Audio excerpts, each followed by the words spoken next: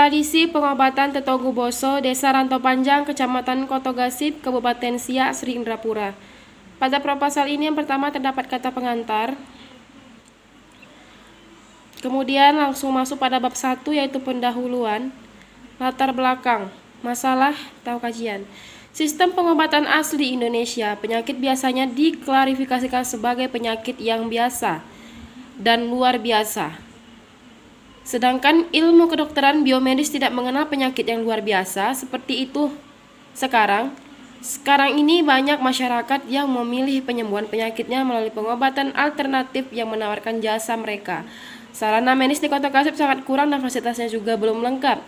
Setiap mau berobat orang mau ke rumah sakit, tetapi orang pergi ke klinik dokter, tenaga medis di rumah sakit banyak, tetapi pekerjaannya juga kurang terhadap masyarakat. Kemudian masuk pada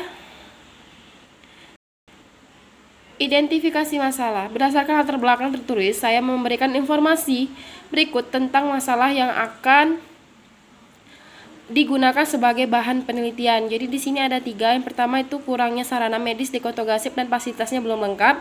Yang kedua, masyarakat khususnya bagian Desa Rantau Panjang lebih memilih berobat dengan pengobatan tradisional Tetoguboso dibandingkan perobatan medis. Yang ketiga, pelayanan pengobatan tradisional Tetoguboso yang beroperasi di masyarakat cukup banyak.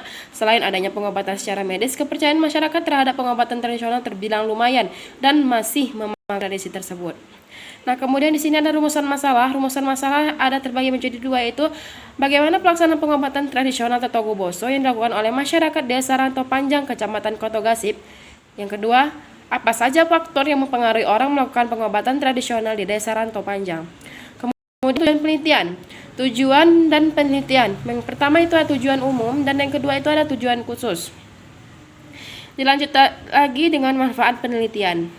Tradisi Tetoguboso ini adalah salah satu pengobatan tradisional yang dilakukan oleh dukun atau orang yang dituakan di Desa Rantau Panjang. Menurut kepercayaan, tradisi ini sangat baik digunakan untuk penyembuhan berbagai macam jenis penyakit. Mereka lebih memilih untuk memakai tradisi ini dibandingkan dengan perobatan medis. Kedua, yaitu ada manfaat praktis. Nah, selanjutnya masuk pada bab 2, yaitu tujuan tinjauan pustaka. Yang pertama adalah teori kesehatan. Di sini sangat jelas ini menjelaskan tentang kesehatan. Yang kedua yaitu ruang lingkup perilaku. Istilah pengertian perilaku dalam kehidupan sehari-hari ini juga menjelaskan di situ terbagi di perilaku yang diklasifikasikan oleh BOM dibagi menjadi 3, yaitu pengetahuan, sikap, dan tindakan.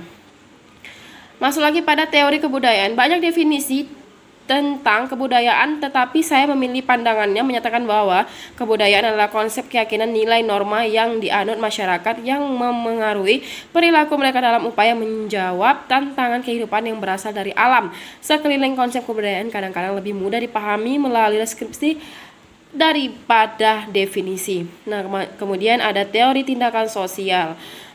Dilanjut lagi model-model perilaku kesehatan.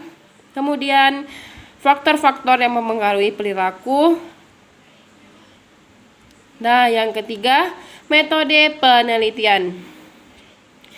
Metode yang digunakan dalam penelitian ini adalah metode deskriptif, analisis dan metode wawancara yang dilakukan terhadap informan yang melakukan pengobatan tradisional di Desa Rantau Panjang, Kecamatan Kotogasip, Kabupaten Siak. Lokasi penelitian. Tempat penelitian ini dilakukan di Desa Rantau Panjang, Kecamatan Kotogasip, Kabupaten Siak. Di Desa Rantau Panjang, masih banyak yang menggunakan pengobatan tradisional, bahkan ada yang tidak pernah memakai pengobatan medis. Dan banyak juga menggunakan 2 pengobatan, yaitu medis dan tradisional. Subjek penelitian. Subjek penelitian dalam penelitian ini adalah masyarakat yang menggunakan pengobatan tradisional di Desa Rantau Panjang, Kecamatan Kotogasip, Kabupaten Siak. Wilayah penelitian terdapat 1 orang dukun yang mana diambil sebagai subjek penelitian dengan metode Act Detail Spring. Di sini penelitian mengambil 1 dukun saja sebagai informan, di mana dukun ini yang banyak pasien datang untuk berobat. Peneliti juga mendapat informasi dari dukun dan pasiennya yang melakukan pengobatan tradisional. Kemudian yang ketiga ada sumber data, data primer dan data sekunder. Di sini saya mengambil 2 subjek, yaitu 1 ibu Nurminah, dan yang kedua itu ada Bang Rito. Mereka ini yang satu memang asli dari kampung tersebut dan yang satu lagi dari luar Rantau Panjang. Mereka sama-sama terkena penyakit dan mereka mencoba untuk penyembuhan melalui dukun dengan pengobatan tradisi Tetogoboso. Kemudian teknik pengumpulan data. Teknik yang diperoleh untuk mengumpulkan data yang relevan maupun untuk mengganti gejala-gejala. Penulis menggunakan cara sebagai berikut. Observasi, yaitu pengumpulan data yang diperoleh dengan cara pengamatan langsung ke lokasi yang meliputi pengamatan terhadap masyarakat yang melakukan pengobatan tradisional. Kemudian saya melakukan wawancara, yaitu mengajukan beberapa pertanyaan kepada subjek dengan menggunakan panduan pertanyaan untuk mendapatkan penjelasan tentang data-data yang berkaitan dengan masalah yang diteliti. Kemudian ada dokumentasi, dan yang terakhir adalah pelaksanaan pengobatan tradisional. Identitas subjek 1. Ini tadi sudah saya jelaskan tentang mereka berdua juga. Ini subjek 1 ini subjek 2. Kemudian pelaksanaan pengobatan tradisional. Yang pertama ini jenis penyakit yang dapat disembuhkan dengan cara tradisi Tetogoboso tadi, yaitu penyakit merupakan keadaan tubuh. Ini penjelasan penyakit ya.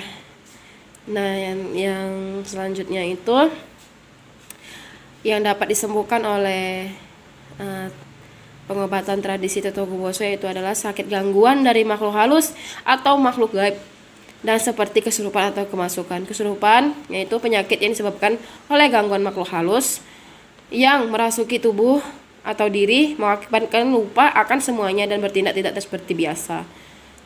Penyakit gangguan makhluk halus yang diderita oleh responden itu seperti yang diungkapkan oleh Ibu Nurminah, dia mengalami penyakit ini. Nah, ini penjelasannya. Dia sakit sampai udah beberapa bulan dan akhirnya dia berobat menggunakan terapi Tetogoboso pada satu yang Rantau Panjang tersebut. Kemudian di sini ada demam. Demam ini yang terkena pada subjek kedua, yaitu Pak Rito. Pak Rito itu demam. Nah, di sini demam ini merupakan penyakit yang sering diderita oleh masyarakat, biasanya terjadi saat tubuh terpapar infeksi atau virus. Nah, jadi dia mencoba untuk berobat ke dukun tadi menggunakan tradisi-tradisi kampung, yaitu tradisi Tetogoboso yang masih dipakai sampai saat sekarang ini. Nah, baiklah. Dan yang terakhir itu penutup.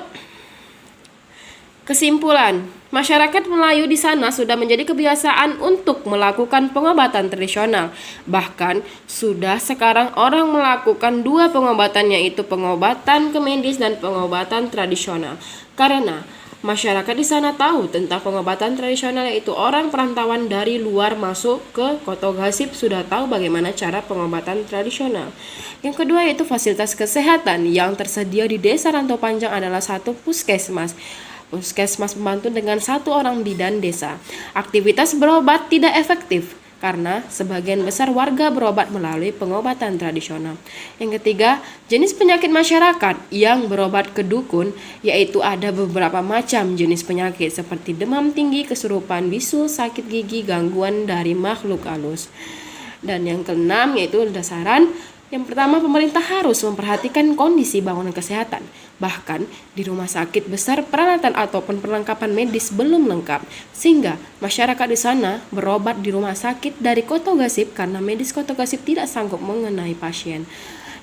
Yang kedua, dengan melakukan penelitian, diharapkan kepada masyarakat agar melakukan dua pengobatan, yaitu medis dan tradisional, agar kita diketahui juga pengobatan medis. Nah, kemudian yang terakhir ada daftar pustaka.